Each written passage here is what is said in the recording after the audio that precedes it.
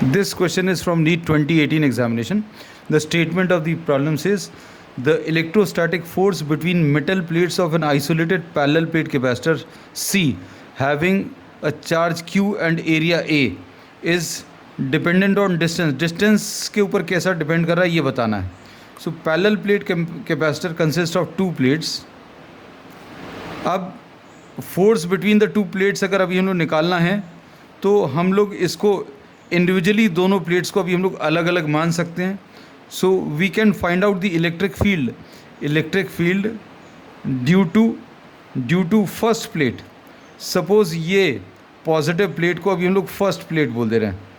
This is the first plate and this is the second plate. तो electric field due to the first plate E will be equal to sigma upon 2 epsilon 0 होगा. और sigma की value अभी हम लोग Q upon A लिख सकते हैं अपॉन 2 एप्सिलॉन 0. तो ये आ जाएगा Q upon 2A epsilon 0. So this is the electric field produced by the first plate.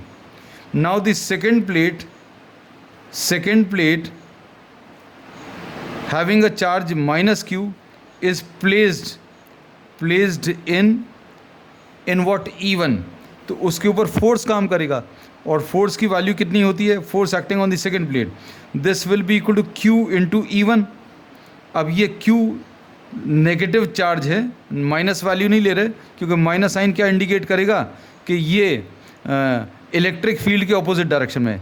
Electric field इसकी राइट की तरफ है और ये नेगेटिव चार्ज जो है वो ऑपोजिट डायरेक्शन में उसके ऊपर फोर्स लगेगा. So force acting will be equal to Q into E1. Q लिख लिया, E1 की value Q upon 2A epsilon 0. तो ये Q square upon 2A epsilon 0 आएगा.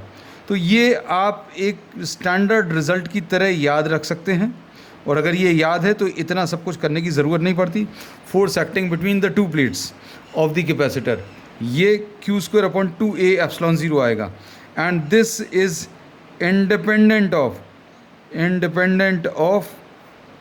डिस्टेंस वाला टर्म इसमें कहीं पर भी नहीं आ रहा.